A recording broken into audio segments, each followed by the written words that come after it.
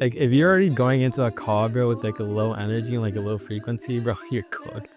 You're cooked. Because it's like, I could care less if he closes or not, but, like, I'm just trying to change the prospect's life, and I feel like that just, like, boosts my close rate because I'm just doing it genuinely. Like, I've had some calls too where, like, prospects cry to me, and I feel like the biggest thing is speed to lead. That is the biggest thing that I've noticed, from being in, like, different offers. The people who have the highest speed to lead are the ones who are going to be making more money. All right, I guess to just start this off, I'm here with Mr. Steph. For the people who don't know you, I guess if you just want to give yourself like uh, a general introduction. Absolutely, bro. So my name is Steph. I am a high ticket closer selling for probably some of your favorite influencers online.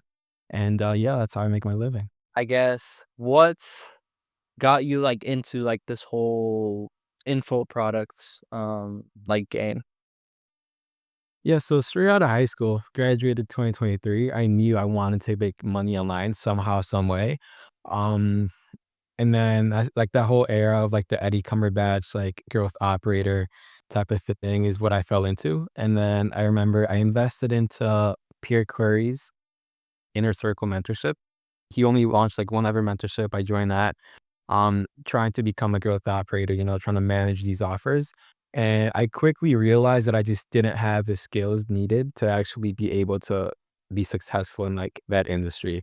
Um, so then I started appointment setting to, kind of get a better grasp. And then into that transition into closing. And I honestly prefer closing a lot more than like the back end marketing stuff. Like closing is just natural. It's more fun to me. And yeah. And for somebody like, let's say they don't really know how this whole like process works of, like high ticket closing appointment setting, like how would you quickly give a rundown on, let's for example, maybe like an offer that you're on, like how the back end actually works?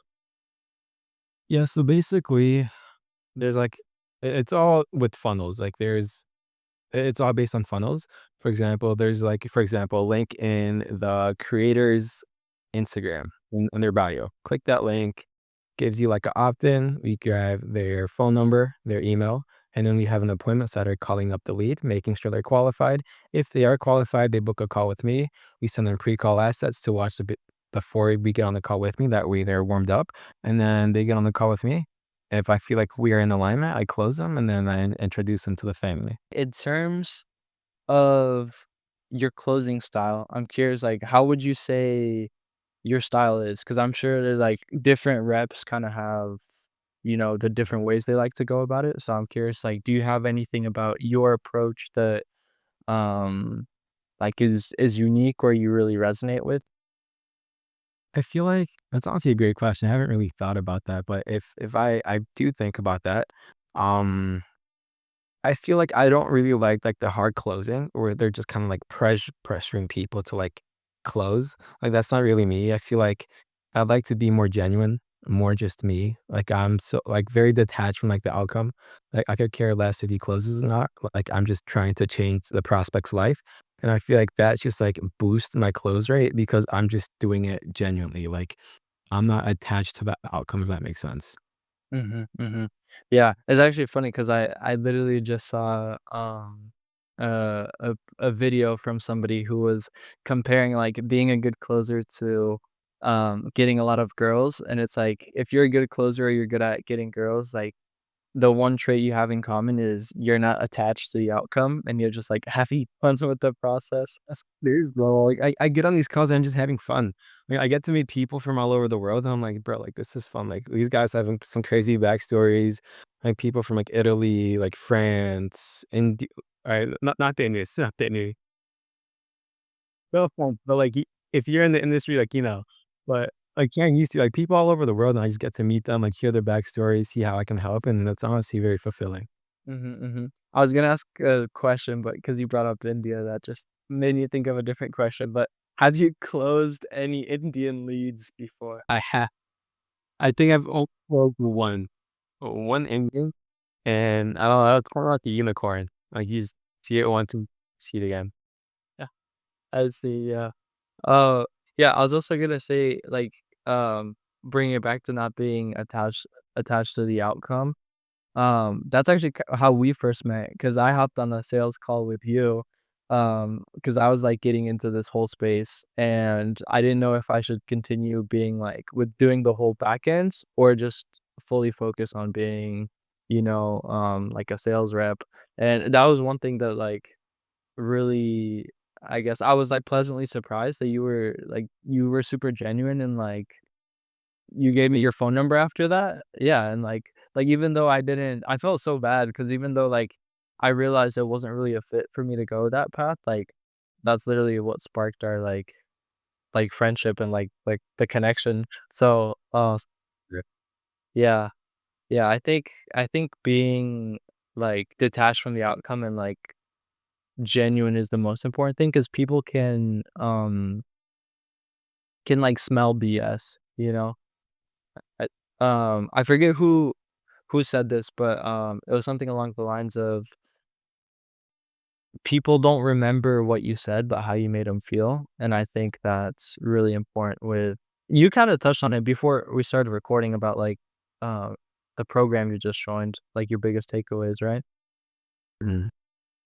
Yeah. Um, I'm curious if you want, you can talk about that. You selling high ticket offers, but also investing in high ticket offers yourself as well, and Absolutely.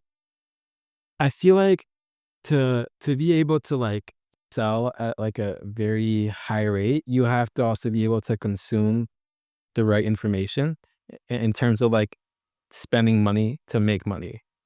Like, you can't just expect to, like, all of a sudden get the skills to be having, like, a 70% close rate. Like, it doesn't really work like that. Like, I always knew that, like, you have to invest in yourself to make money, and, like, I love investing in myself because I just get to, like, get better, and knowing that, like, I'm going to get better just, like, gives me, like, a boost in terms of, like, everything. Like, it boosts, like, my close rate. I feel like my happiness. I feel like it's also, like, out of self-love, you know? Like, if, like, I'm wanting to better myself, and therefore I'm dropping, like, 14K on mentorships, you know? Mhm. And with you being a rep for, some of these biggest, offers, I'm curious with you, I guess, being able to see, that whole process, what are really big things that you see that separates the people who are able to, run offers these big, have an effective, management of the whole sales team and the sales process versus people who maybe, struggle, in those areas? I feel like culture is number 1. Like, the biggest thing. I know, for, like, the GO and, like, the sales manager that I'm with, like, those are my guys. Like, Braden and Brandon, those are my guys, bro. Like, I feel like we just built, like, a great friendship, and from that, like, work is fun. Like, we have fun when we do this, and I feel like the biggest thing that I've noticed is, like, you just have to have fun. The person who is having the most fun at the end of the day is going to win. Okay. That's just how I see it.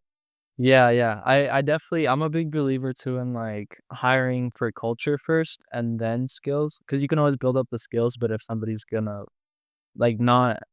not to be corny, but not match the energy of the team and bring other people down, it really yeah.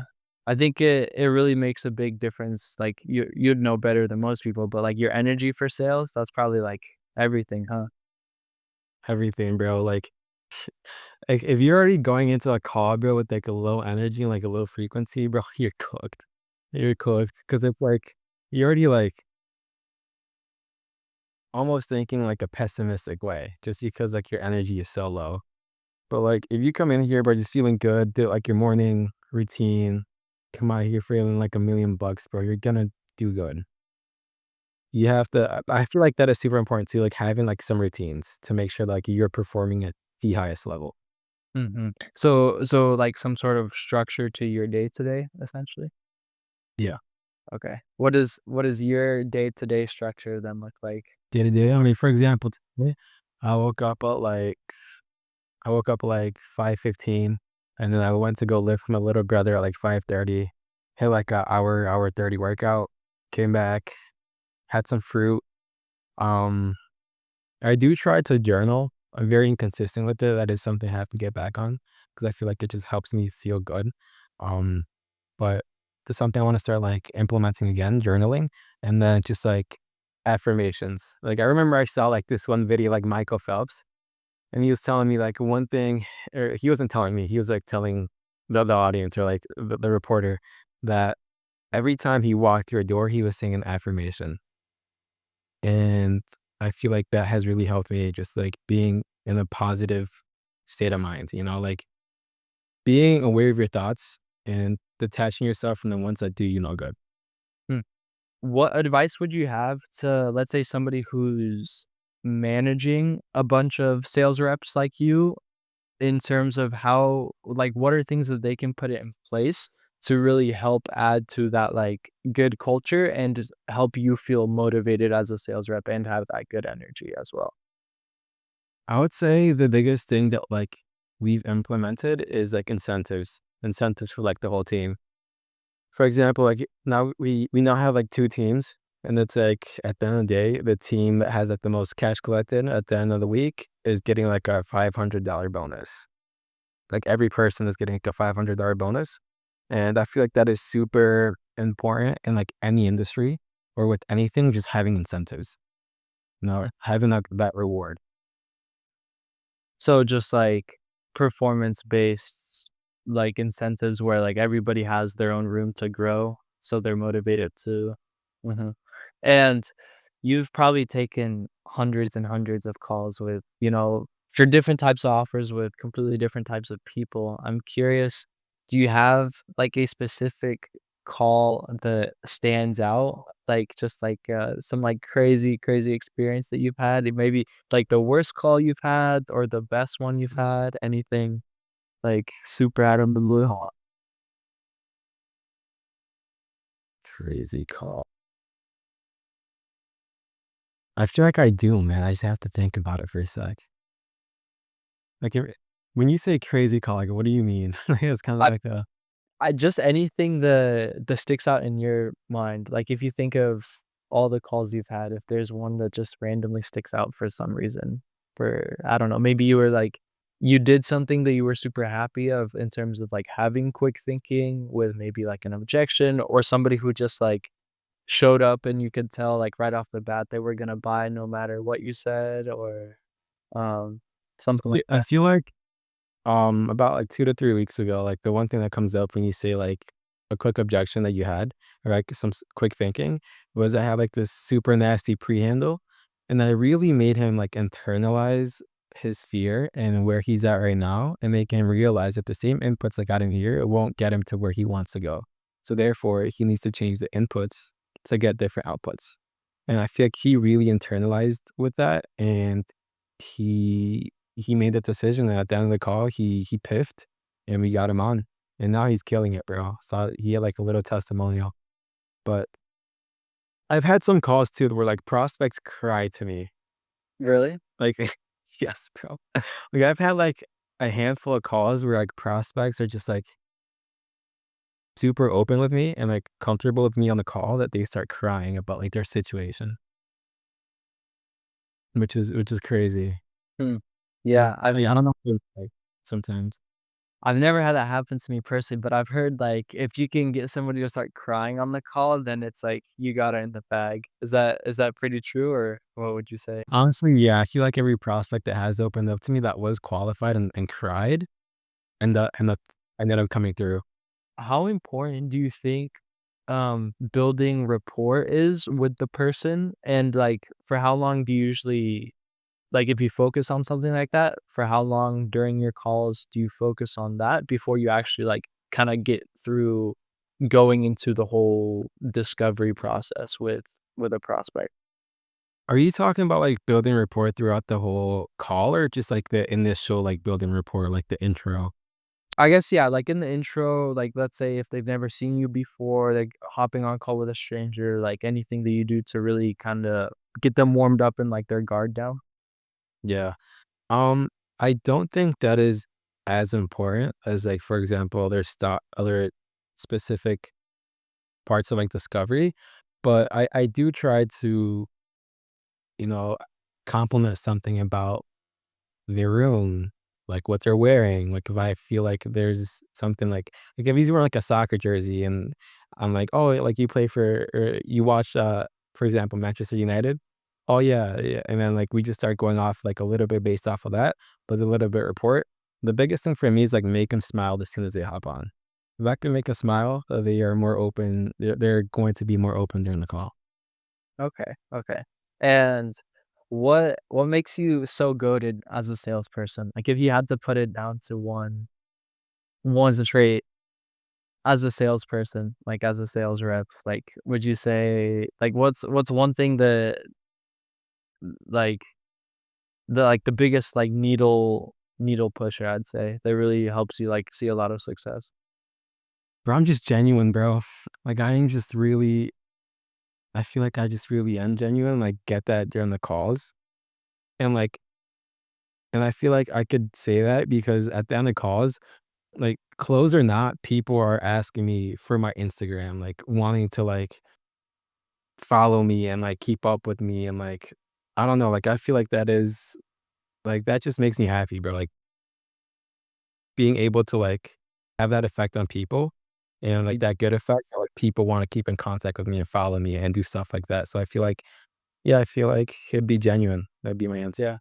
Yeah, I mean, that's, like, exactly what happened with us, right? So, I guess it goes to show, like, it really is it really does work. And now look at so, like, at the end of the day, like I said, I'm just having fun being genuine, bro, and just, like, you never know what's gonna come away from, like, being genuine to a person and, like, having a call like this, you know? Like, I was genuine back to you in the day, and now look at us, you know? Yeah, yeah. Who's fresh? No, yeah, 100%. And is there, like, anything that specifically makes it super fun for you? Because 'Cause I'm sure also a big part of it is, the actual offer that you are a rep for being something that you know is going to change somebody's life, and that probably makes it, uh easier for you to be genuine compared, like, in the back of your head, you're like, "Oh, I'm having this dude liquidate his bank account for something that's not gonna help," right? Yeah, bro, yeah. Um, yeah, so you were asking, like, what makes it fun? Yeah, yeah. Um, what makes it fun? I feel like talking to people, meeting people from, like, all over the world and hearing, like, their stories, and also just, like I don't know, I feel like you have to make it fun, you kinda have to gamify it, you know? Like, you can't like, I feel like it's so easy to just, like, get caught up in the whole thing, like, "Oh, I have to, like, get on this call, I have to get on this call," like, I feel like you have to kinda gamify it, you know? And in terms of, like, levels, like, "Alright, do this, I'm at level 1, do this, level 2," and just, like I said, bro, it's just having a good mindset towards it and realize, like, a lot of people don't have this opportunity and I do, so I should use it to the best of my resources. Mhm, mhm. And is there something that like, a common misconception that you think, yeah, just, like, any common misconceptions that people have in terms of sales or the sales process, like, something that kinda goes against maybe the norm, I would say, in terms of this, where you're like, "Hey, that's, like, really incorrect." And, yeah, anything about, like, sales that you think is the people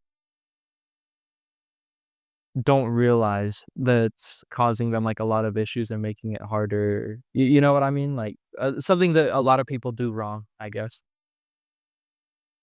Bro, I hate when people say, "Are you just a core seller?" Like, no, bro.